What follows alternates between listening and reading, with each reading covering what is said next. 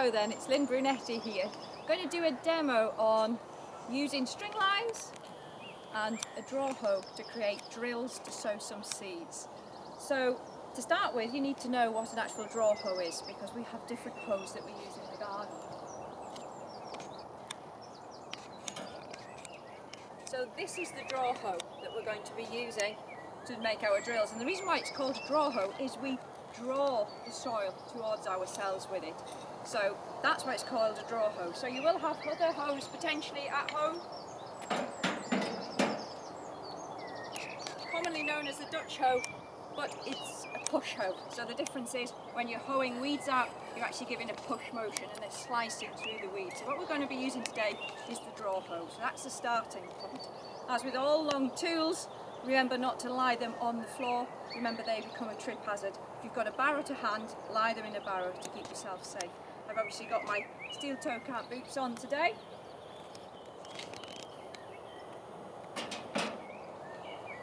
And we're going to be using string lines, because when you're sowing seeds, you want to be sowing them in straight lines if you're in the vegetable garden. And string lines come with their own problems. They obviously become a trip hazard.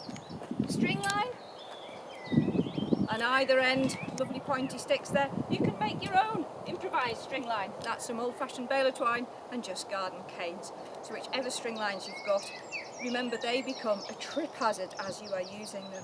So think about how you're working and working safely so you don't trip over them. So today I've got a mixture of seeds. I've been writing my labels before we started recording. We've got some lettuce seed, which is a fine seed. So we're going to do a shallow drill for our lettuce seed. We've got some beetroot seeds, and these are a bit chunky, they need a deeper drill. We're going to station sow them. I'll show you how to station sow. We've got some little dwarf French beans, they're a bigger seed again, so that'll be a deeper drill, again station sown. Some peas in a broad drill, and finally some runner beans, single station sown around to grow up the tripod. So a real variety of different uses of the drills. You will also need a tape measure if you're doing this, because every seed packet comes with fantastic instructions. So you get your seed packet, it'll tell you what depth to sow your seed, what spacing to sow them, and the spacing between rows as well. So it's good to have a tape measure to hand or a measuring stick. You can make yourself a measuring stick with a bamboo cane. There's my measuring tape there. So first things first, with your string line, I'm going to do my salad crop right on the edge here, because that is going to be cut and come lettuce, easy to get to off the path. And as that is used, the next row, which will be beetroot, will have room to expand into it. So a salad as a cut and come again in a nice shallow drill. So for a string line, put it in at one end with a hoop. I'm going to go about 10 centimetres from the edge there.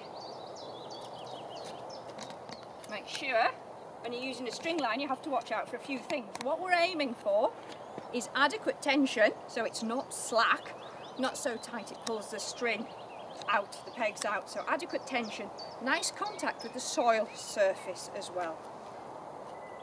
And nice and straight if you're aiming for straight.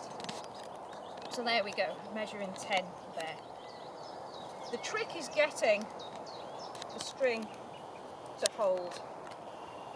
So if you just wind it round loosely, you'll find it undoes as you put a little bit of welly against it, because you're going to draw the drill along that string line. So what you do is you do a special little knot. Don't know what the knot's called? Does the cameraman know? Sheila? What's that knot? It's not a half hitch, is it? All Boy Scouts out there will know, I'm sure. But that knot allows. So whatever knot you can do, it's the one you do when you start knitting, I believe. I was talking to a knitter. So that means I have got some really good tension in there. So when I work against it with a tool, it doesn't bag out, because if it's a slack string line, you get a wonky line. It's got some nice contact with that soil on there as well. And you will notice whether you have levelled your soil correctly, because if there is big hollows, you won't have contact along this full length there. So if I get my draw hoe now, I'm aiming for a really nice shallow drill. So a drill is that little tiny sort of trench, what is called a drill. Now, seeds don't really like compacted soil, so this is the area we double dug, we've raked over. So I'm going to put 1 foot on here, and a minimum amount of trampling. I'm going to keep it nice and light. So when you're using the draw hoe, you're keeping a bit of contact with that string line. And you'll notice, because it's got a good tension on it, it keeps me nice and straight. Nice thing about using a draw hoe here, it's taking the soil to one side and leaving it along. So that, when you look at it, is only about a centimetre. You can go like then through again. Oh, that is, look at that. When I was grading my soil, I didn't get a very good fine tilth there. So there we go. I'm going to lie that out of the way when nobody's going to walk. So, lettuce seed in here. I'm sure you all know this. Whenever you open a seed packet, try and open it sensibly. So you keep the name and the date and the sowing instructions and everything else like that, because you need to keep the date on your seed packets to check that your seed is going to be viable. So my seed is nice and viable. The temperature is lovely and warmed up, suitable temperature. The soil is nicely aerated. It's not really compacted. So the situation for germination is really favourable. So once this is sown and then watered, we should really have good germination. I've got some really nice seed in there. It's a mixed salad crop, and we're doing it as a cut and come again. So we're not doing it for individual lettuce, we're doing it for a crop that'll come up and we can harvest with scissors. So you have to think what you're sowing things for.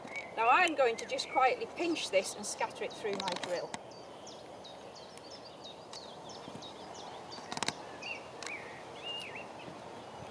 Now I sowed some of this a little bit earlier at home, and I'm already cutting mine.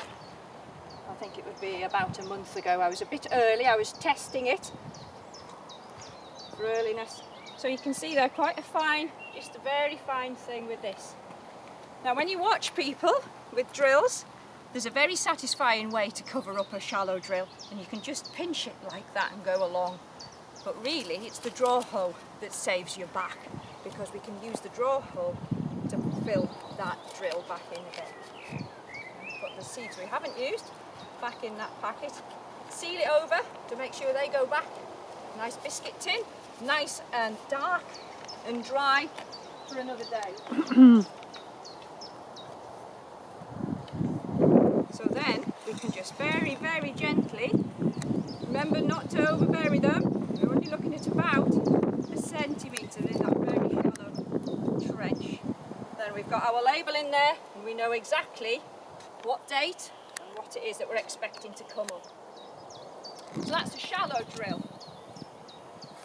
The next thing I want to sow is beetroot. Now beetroot, they get to about this size, so you need to give them the room to grow. So rather than sowing them like the lettuce all the way along and then having to thin out, that's remove the seedlings to give them the spacing so they can grow like that, you can actually station sow them, meaning you sow 3 or 4 at each point you would like a beetroot. When they germinate, you then thin them out to 1 to make a really good plant with the root. So ideally, I find it easier to work with 2 string lines so you don't lose where your last string line was. So I'm going to measure about 15 centimetres. I'll just tell you on the packet. 30 centimetres between the row of beetroot, so my starting point can be 15 centimetres in. So we're going to put another string line in and sow beetroot as a station sow. I'm going to use my baler twine. So we've got 15 centimetres.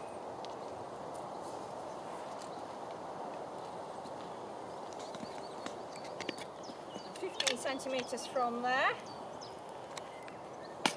My fancy little knot that we talked about. Half inch. Half inch knot, thank you. You learn something every day. I always forget its name.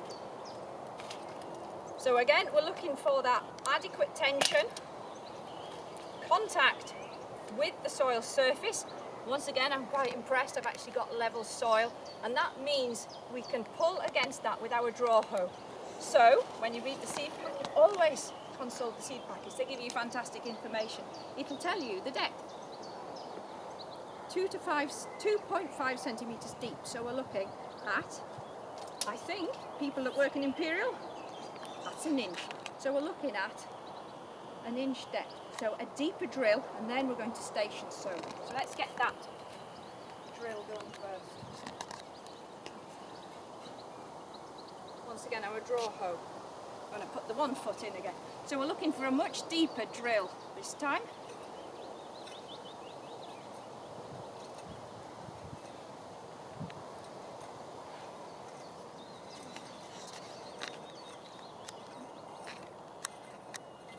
I've actually gone a little bit deep at that end, so I'm just going to fill it in again. So I'm looking for about an inch deep for that one. So this is sort of a medium drill depth in there. So there we go.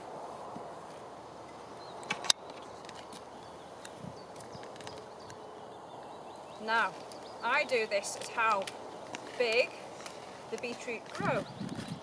So if you're imagining harvesting a beetroot about that size, it's false economy to put too many in. You need to be looking at about that distance apart. Sometimes tells you, it actually doesn't on this packet, but look at those seeds, quite a bit bigger, and you can easily count them. So I, for station sowing, do 3 or 4 at each point. So we go 3 or 4 there. I'm going to go for about 20 centimetres. 10 centimetres per beetroot, get a nice distance in there. And when these come up, they have very attractive foliage.